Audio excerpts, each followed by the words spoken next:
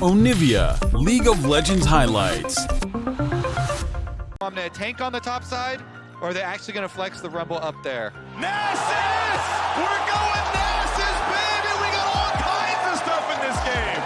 Teams have delved so deep into First, but again, after this wave, Larssen can show that might be enough time to play it. Queuing from the Fog of War, they can go for the play on Odo. He shorts the flash! It's a miss out of the jungle! And there's the spicy hotpot! A smite for help! The eye pops, King gets it! And Malrong's left alone! Despite the missed flash, it's still a 2 for 0. And this is where you see the skirmishing power of DRX. At the very least, something isn't able to get it. But this time around, that champion doesn't really exist. So outside of Exhaust, I expect Zaka to have a lot of Laser out with Heimer support, so that's actually part of the combo here. Looking now at fighting the bottom side. Kalista gonna throw in, and they're gonna find the dunk on the box side. It's gonna be a lot of damage. Malrong, the turret's low, the turrets need a lot. They trade back depth, and now Beryl is on the run. His turret's still helping, but they still got a lot of damage coming at Kalista. Here are the reinforcements, though. Kingen shows up, TPing to the turret to walk with his. If you stand into those turrets for just a little bit of time, you're gonna go down. It's Death. Equalizer, Death's getting dove, and Onivia knocks him down. The assist goes back over, though, as Zeka TP's in for more. A 1-for-1, the wave not even really denied. Oh, they're just beating Akali even more. Zeka just in time to take that kill. Malrong? He's got his smite, he's gonna claim it, no problem. He's taking enough to deal with his poor Heimerdinger, but Pioshik is around, and that's gonna be an ulti. That's gonna be the kill. Becca Beryl gets a kill with his little turrets. Yeah, Pioshik able to get the Q and flash this time around. Walk in, you get comboed. Grenade on top of your head. All the turrets get their charged up shots. Yep. Oh, wow, big damage. The McClung just pulled right back in. Didn't have a flash, didn't have a prayer. And that's with the clans also being used. And I think we're really also seeing the experience from Beryl and Heimerdinger. And as you pointed out, also walking into or near a brush where there could be a Heimer waiting. And the issue now for Rogue is that even though I think their composition early game, your hawk shot first, take out all the vision, set up turrets there so they can't face check you, they can't walk into the objective.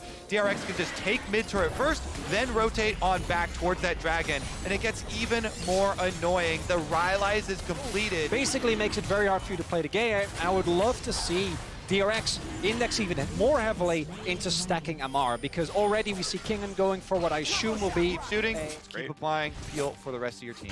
Yep. And overall, yeah, I think we're seeing DRX really snowball the early game, and it ends up being a Mountain Drake, which I think for Rogue is basically the worst case scenario, as you pointed out. Though from DRX, the map control that they lock out Rogue with. Might still out of the ultimate, second would die for it. Beryl just on the wide side of the ult W. Drake's gonna be killed. The iron grip, they keep up their control wards. Beryl says, this is my jungle. He plants the second item in a world where you have to fight at 27 minutes. It is really, really strong for that one. They're gonna try now for the bot side play. A flash out for Odo. And he's going to try to live as long as he can, but that's not very long. TP comes in for Larssen, but the aggro's already dropped. Pioshik very tanky under that turret. Here we go, though. The window during the recall of Beryl was utilized effectively by Rogue to get vision back on their red side. Here's another engage. The rocket lands, and they're going to kill him right away. And barely has a second to ulti down, but Equalizer does nothing of the sort. I haven't even talked about this, but Deft also going for a build which not only spikes very hard on 2 items, but also gets the build Wit's End into the Rogue composition. And it's slow, it's steady, but they're getting the job done. Oh, they are laying a waste to Rogue here. Well, I think that's here, but Kali is so slippery. They've got 4 members. They're going to send everybody up there. Kalista will throw him in. They know they can wither afterwards. The E will reveal him under the shroud now as well. Will there be a play? TV's coming in for everyone else. Is it enough? The King on the front line wants to kill Larssen. He's forced to flash away. Throw by some time. King pretty tanky, but he will get shut down. In goes Zeka, but can't kill Malrong just yet. Pioshik will go, and he finds it. Zeka. Oh! Stopwatch was perfect. He immunes Larssen's disengage and just kills him for it.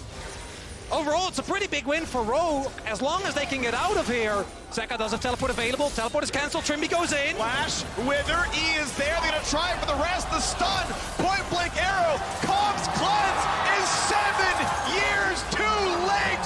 Private Jack dies, and it's a double kill for for Zeka. And DRX finally have cleaned the map. Now there are no rogue members in front of them. It's not going down. Re-engaging into the turret territory there of the Heimerdinger while Ash still has ultimate. So barrel peels on the bottom side there. By the way, now Deft has one. He's going to be even safer than last time, and he didn't even die. You got the play already. Hey, guess what? Vio's back up, and this game is all over. Mountain Soul was claimed, the double kill into the bot lane. Baron, if you want it. Yeah, that's got to be Baron now. DRX supremacy around this red buff jungle. 2 quick kills on the flank. And it's looking bad, unfortunately, for GAM as well, because the moment that DRX get themselves the win here, which is looking more and more likely, Mountain Soul now picked up Baron in their hands as well, and their siege with Ashe and the Heimerdinger surely going to be... It's not happening. There is a chance Rogue can be like, yo, 5v2, 2 picks, Trimby should know. Trimby saw them. I think he saw them come in. The fabled support Heimerdinger Death Brush, though. We finally got it. They face check into it, and the full power is unleashed. Well, ulti's on, a rock belt for safety, not gonna matter. Arrow's gonna stun him.